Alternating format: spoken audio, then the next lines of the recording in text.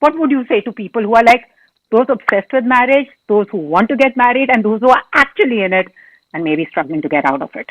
What excites me about marriage is the idea that the same two people in the same relationship uh, have to be open to the idea that it changes very often. Yeah. And I think that's been my biggest learning. It took me 2 marriages to understand what a marriage is, because I was to be married once before also. For me, it's the value of it lies in the partnership with the person that you are married to, and your relationship with that person. There's growth, there's daily growth. There's also oath to each other where you are growing together, and I think that's something that a lot of value has to be put upon that. For all film related interviews, reviews, and content, please like and subscribe to Pooja Talwar.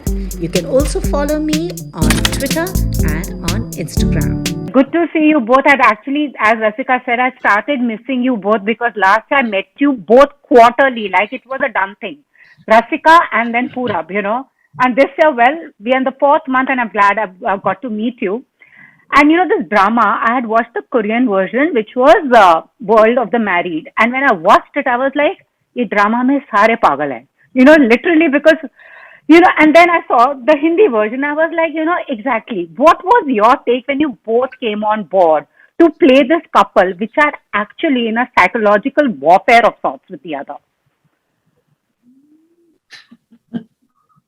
I mean, it's for an actor, it's a treat, of course, to have a script which is so character driven, which has got all these darker shades happening. So it's always a treat to sort of dive into that. And I think it's also an interesting challenge for me, at least, to sort of sustain empathy for a character who can be erratic, can be reckless, who can have a very dark side. And I think it stems from the fact that when I read it, I felt that she's Meera Kapoor is somebody who's very prone to recklessness, but immediately questions her position on it soon after. Yeah. And that's how many of us deal with moments of rage in our life. If you look at yourself from the outside, you wouldn't recognize yourself. And so as an actor, it's a challenge to sort of put yourself in that and sort of be able to create something where there is empathy for this person and for the situation. True. And Pura, what about you? Akash's mindset, because when you watch the first season, you're like, he's the villain of the piece. He's the villain of the piece. And then you watch the second season, you're like, maybe not. So what was it like? Well, to be honest with you, Pooja, I was a bit skeptical the first time the show when it came to me, because I'd seen the original series, Dr. Foster. Dr. Foster. Huh.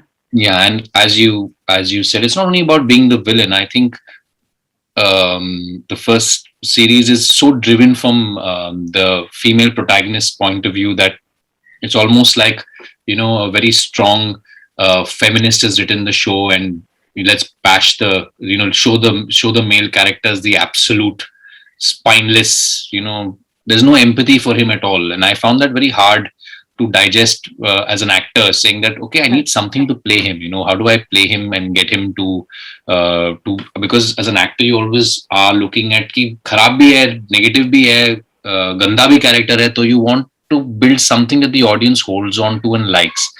But if the writing is not there for that character, then you have to really dig in and try and see ki how do you find that, because everything about the character that's been written you hate.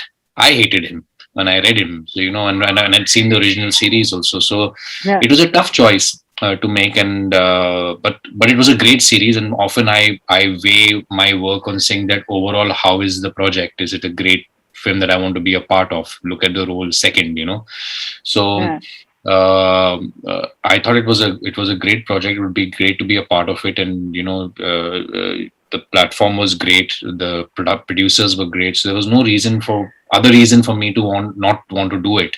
The actors who were involved were great. I knew Rasika was going to be playing Dr. Foster. So I said, let's go on and find that, and maybe me playing the part might add some value to Akash. So I saw it from that point of view, and I said, let's just give it. I like to. I like to feel responsible for every part of mine, and see that it makes me work harder towards creating some kind of bond with the character. In turn, that bond translating to the audience, and they feeling that bond, and feeling. And then I was quite surprised by all the reactions that Akash got after the first season, because I was not expecting it. I was like, I hope I've managed to do something with him, and bring him out there. And it seemed to work, because people love to hate Akash by the end of the first season. And now in the in the second season, I feel a lot more supported. I think the writing is, and from the trailer also that you see now, it's suddenly Akash has got this platform. ये मंच मिला है आकाश को first season के बाद में, जहां पे आपने देखा कि उसका डिस्ट्रक्शन हो चुका है. He's completely crumbled from the Akash you saw. अब 3 साल के बाद जब वो लौट आया है, he's rebuilt himself as a new Akash. And now that's the platform he's being launched from and coming into this one. And he's got his reasons, and he's got his, there's the motivation for the character to do what he is doing. I'm interested If you to see only how knew the react ace to that him. if you only Sorry? knew the ace that Meera, I said if you only knew the ace that Meera has up her sleeve to tackle him also.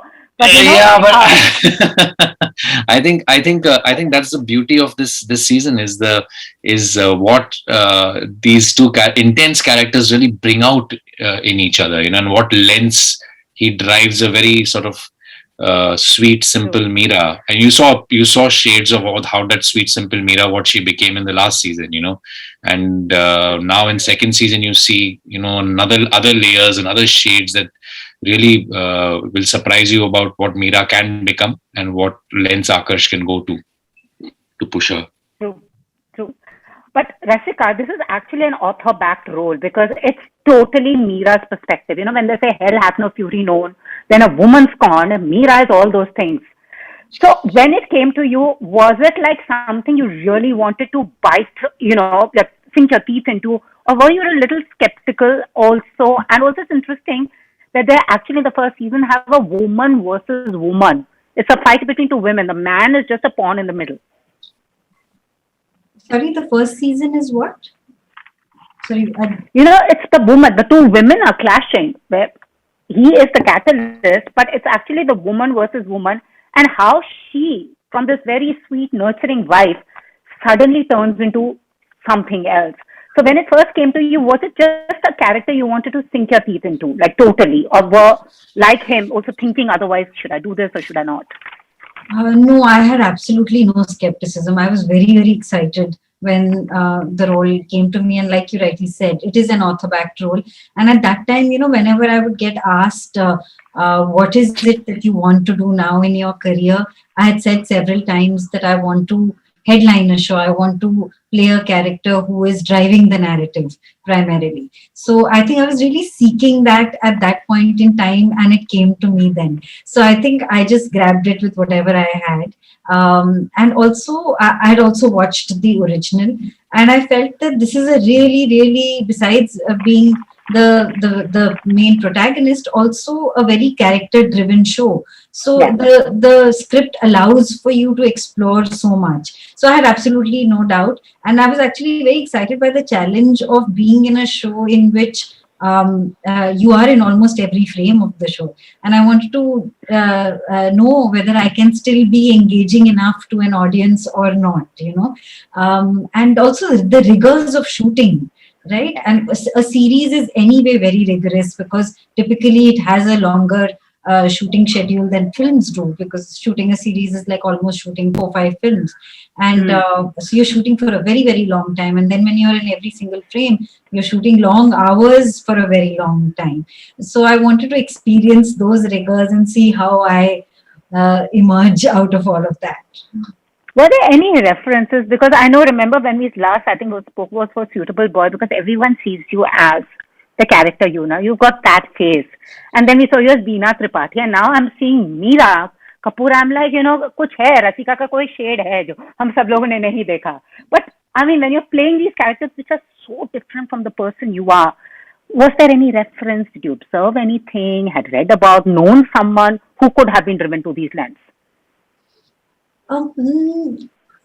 For example, for Safiya Manto, or actually even for Savita, for Suitable Boy, I felt that they were very much like the women I had grown up with, you know. Huh. So I thought that I had several references in my life for such a person. And I think both those roles gave me so much joy and happiness, because I felt it was almost like giving a tribute to my grandmother in one sense, you know. And Beena Tripathi, on the other hand, I had a very specific image of her from this one girl I had once met for for about a couple of hours, where, you know, she's this very simple looking person who's extremely sensuous.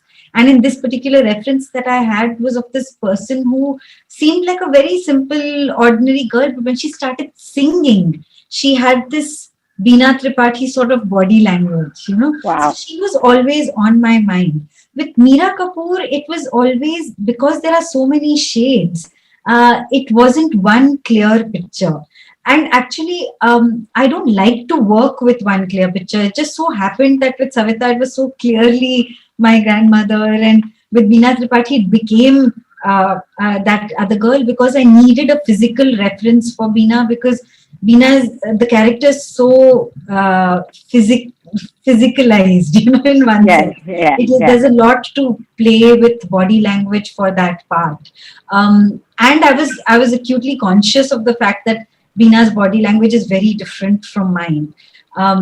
So that for that I needed one. I don't generally like to work with one reference, because I feel that that makes you very set in what you expect yourself to do as a character.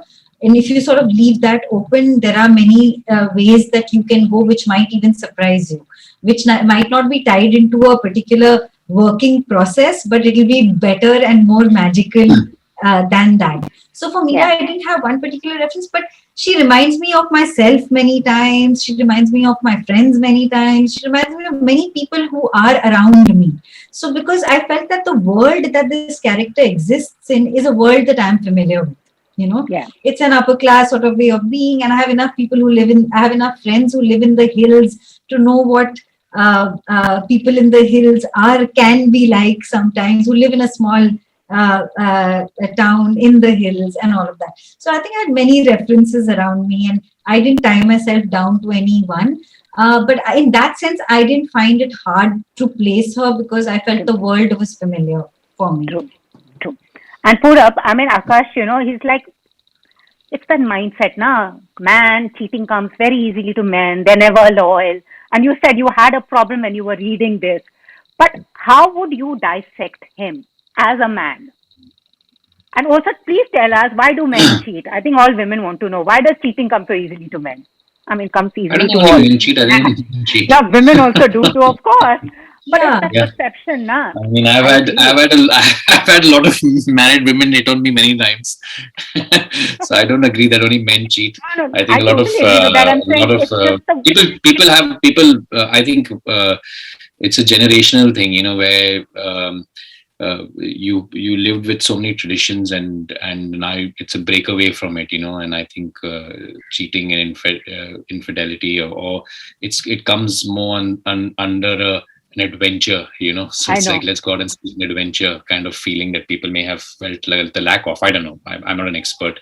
No, this is But what I meant. coming It to could the have been question the about other Akash, way. You know, it could have been otherwise also. It could have Meera cheating on Akash. I mean, exactly. you know, I was like, Exactly. but here they again perceive the man. That's what I meant. Yeah. So Yeah, yeah, yeah. you were talking about So Akash. coming to Akash, I think I did have a really tough time playing him in the first season. I tried very hard to find empathy for him, and where he would, you know, to play a part, you have to sort of connect with him in some way, and the best way to do that is find the empathy for him, you know, and see where he's functioning from. And with Akash, it was very, very hard for me to find that in the first season. In the second season, a lot easier, primarily because of his destruction, as I said earlier, in the end of the first season. And that kind of becomes a stepping stone to enter the second season with. And then he has reason of wanting some part of his life gone by. He wants it back, you know, not necessarily Meera, but in his son, or in his presence in Kunur, wanting his status back over there. So he wants all of that back, and that becomes his motivation. And that's something I found easier to empathize with and play him. But coming back again to the first season, I remember having a conversation with Tishu and asked him, I said, यार इस character के लिए empathy कहाँ से जगाऊं, मतलब कहाँ से ले आऊं? And he said, है ही नहीं. In Exactly. one line he gave the other, है ही नहीं. So I was like, ठीक है ही नहीं तो अब क्या सही में. करूं? I mean, literally. I had to go to a point. I had to really go to a point of feeling sorry for him. You know, I had to forgive him. Like he's such a gone case, and he's such a because he lies through his teeth, and he's a compulsive liar. So it's obviously the man who's at that level, who's or a person. Let's not say a man. Let's not generalize it. A person who's in that level, who's a compulsive liar, has no control over what he's doing and what he's saying. I mean, I mean, the only way I could play him is that I had to reach a level of saying that, Kiara, I feel so sorry for this guy that he's so unpresent, and he just, you know, and then that's the way I approached Akash then. Oh, I love that. I love that. And also, since it's all about a married couple, it's a warfare between them. It's also where they are at loggerheads, and suddenly you may leave each other, but you're always bound together. We have marriages around us crumbling, but it's also a country that's obsessed with marriage because it's our favorite pastime, you know. So, what is your take, on this thing about marriage? How would you, like, as people, two happily married people in their lives, what would you say to people who are like those obsessed with marriage, those who want to get married, and those who are actually in it and maybe struggling to get out of it? Well, I've always looked at it as an interesting journey to be on, which is constantly changing. And what excites me about marriage is the idea that the same two people in the same relationship uh, have to be open to the idea that it changes very often. Yeah. And I think that's been my biggest learning. And it's been an enjoyable learning, and the companionship that comes with it has been extremely enjoyable to me. It's like you get to view another life so closely, and you get to sort of have your life viewed very closely as well. So I think it's a very beautiful journey to be on. But if you've sort of come to it with the idea that it's going to remain the same forever, that would, I think, be an unfair expectation from it. True, That's my true, two bits on it. true. Purab, meet the man. Me, Meet the man. yeah, it took me 2 marriages to understand what a marriage is because I was to be married once before also.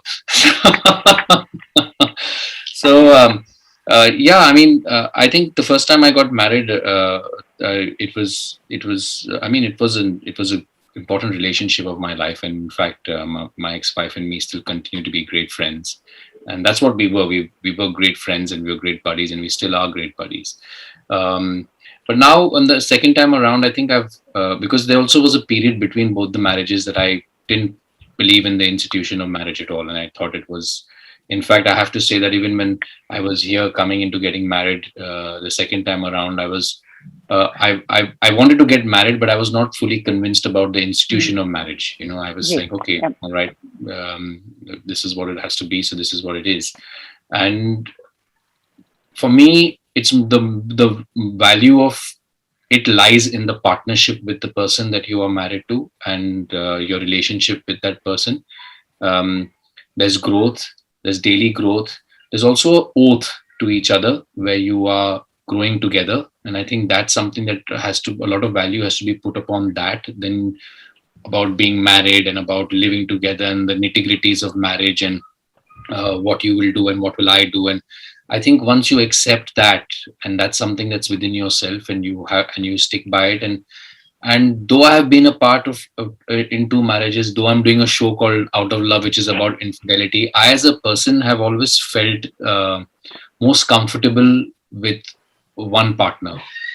I'm and especially if I know that I've said that to somebody. So I have had times in my life, and I mean, I've had a eventful life of growing up, and I've been dating multiple people, but not with a commitment to one person. So I think it's important to be honest, and for me, trust and honesty is the first step of a relationship. So yeah, I'm now I feel like I'm in a very happy marriage, and I am in a very happy space with my marriage, and me and Lucy grow every day. And it's not like every moment is joy and fun and colorful. I mean, we have arguments, we have to address things on a daily basis. We have two children that we are bringing up together. There are disagreements sometimes on what we do, but at the end of the day, there is a resolution. We resolve things as we go into things that might seem like we have disagreements, but we also resolve them. And I was asked a question earlier about what do you think, how should you behave with your children when you're having arguments and when you're having disagreements. And I've always felt that if we have an argument in front of the child, it's important to resolve it also in front of the child, so the child even learns that. So all of this, it's extending. What started off as two people falling in love is extending into this family that is in love with each other, and and a partnership, and it's many things. Marriage is many things, and it's great. It's a lot of joy to feel all of it and give yourself fully to it. I find great comfort, lots of growth, great adventures, and experiences, and excitement also through that. Absolutely. Thank you so much, both. And lastly, we are facing another very tough time, lockdown, from one lockdown to another. What has it been like for the two of you? I mean, being very active, productive, giving us work, but personally as actors, what has it been like? I think I have to admit that this time round has been harder for me because I guess, like many other people, somewhere in my head, I had sort of believed that things would only get better, and it didn't. And the way it has gotten bad has come with a lot of hopelessness. And I think I'm sort of still struggling to find my peace around it, And of course, being a part of something which you've created with other people and that being viewed by other people helps. And it's always good to be busy and keep your mind occupied. But I think this time round, it has been harder for me. In the early days of lockdown, when we spoke so often, Pooja, I think that was really the time when I didn't know what had happened. And we were all sort of just had been thrown into the deep end of the pool and were finding our way out. But this time I didn't expect it would get so bad so quickly. And the loss and the grief around is just so much that I know one can't help but feel hopeless. But we have to all do what we do. I know. And do it in the best way that we can. Yes, exactly. They said that the show must go on. Thank you both. And Purab, stay safe. Rasika, stay safe. Be healthy. All the very best. Bye-bye. Bye. Bye-bye. Bye-bye. If you've liked this interview, please like, share and subscribe. Follow me on Twitter and Instagram.